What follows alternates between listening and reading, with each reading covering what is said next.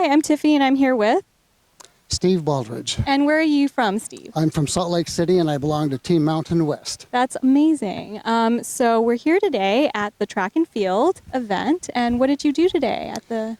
Started out with a 4x100 relay, and then I went from there to a 400-meter race, and maintained my record, came in last in my heat. Oh my goodness, wow, consistency.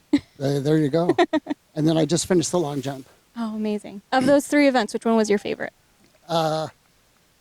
Favorite? The one that required the least effort, which was the long jump. Amazing. So, Did you practice much back at home? no. Okay. So how's your experience been so far at the Transplant Games? This is it's my 5th games. It's the 6th overall because we didn't do the New Jersey games. But I always enjoy it. It's fun. I enjoy meeting people that have had a similar experience, and we share stories. We share just the joy of transplant surgery and that kind of thing. Yeah. So I always enjoy it. It's good. I know you're a living donor. Do you want to talk a little bit about, the gift of life you made with your kidney? How much time have you got? As much as you'd like. Okay. Well, in 2006, 2006, I met a woman, a Hawaiian woman, at my church in Salt Lake City. She had 18 surviving siblings.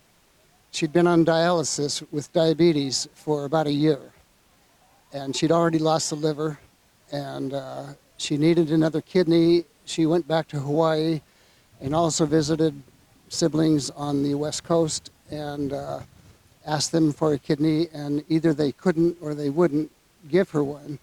So when she came back to Salt Lake, I said, "How did it go?" And she said, she just shook her head. So I thought about it for 45 minutes, which is a real long time to consider something like that. Actually, it's not, but I said, "Listen, I've got a spare kidney that you can use. What about me?" And she was very surprised, of course, to hear that. But she set me up with the transplant coordinator, and I got tested, found out we were a very, very good match. And I've always attributed that to the fact that I lived in Hawaii for 15 years. So I have that special connection. I have a spirit there, even if I don't have the blood. Mm-hmm. But we had the surgery, and it didn't go too well. I woke up. I was awakened in the recovery room by a nurse who told me that there had been a problem. This is arthroscopic surgery, and when they make the cut, they have a large cut here for the kidney to be removed. They have 2 smaller ones for the scissors to go in and cut the vein. And when the surgeon cut the vein, he didn't make a clean cut all the way through. And so when he started to pull the kidney out, it stretched the vein and eventually shredded the ends on both ends. Mm-hmm. Now, he was able to fix me up okay, but the pulling of the kidney ended up traumatizing the kidney, and it shut down. It didn't work.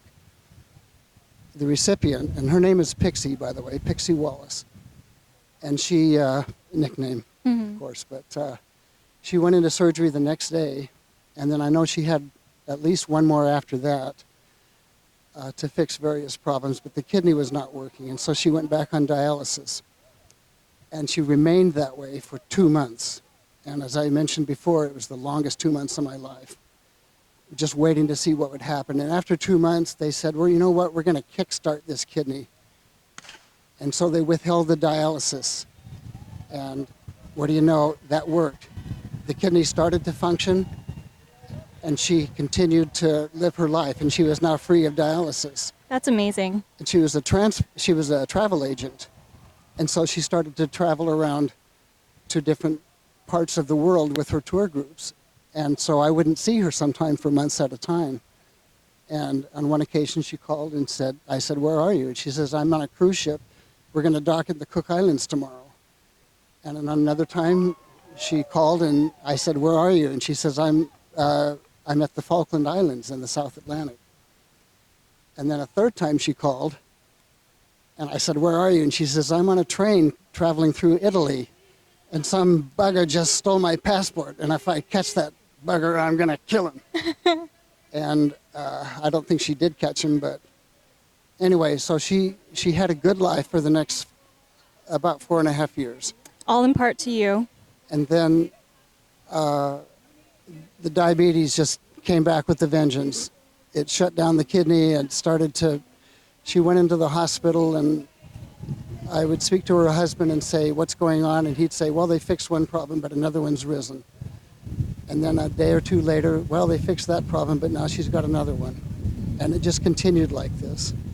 And at one point she turned to her husband and said, I'm not going to get out of this, am I? And so after a while she went into a coma, so I couldn't speak with her anymore. But after 6 weeks she passed away, and it was the hardest death I have ever experienced.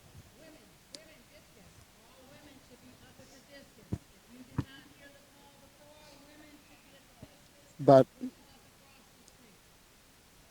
we're going to have a reunion one day. And she'll give me a hug, and she'll say thank you for 4.5 years. And I'll say I was happy to do it, and me and most other donors out there will say it was a blessing for us as well as you, and I would do it again in a heartbeat. Mm-hmm. If I had another kidney, I would give it away. Yeah. That's beautiful, Stephen. Thank you so much. You did a really wonderful thing. I really, really, truly believe it. You took 45 minutes and made a decision that changed someone's life forever. It was actually kind of a mistake because I didn't ask my wife, and she was not in favor of it. Mm-hmm. And actually the first 4 times we discussed it, she gave me 4 different reasons why I shouldn't do it. But eventually she came along, and it's been good since then. Yeah, that's wonderful. Thank you so much, Stephen. Thank you so much for sharing your story. That was You're welcome. so inspiring.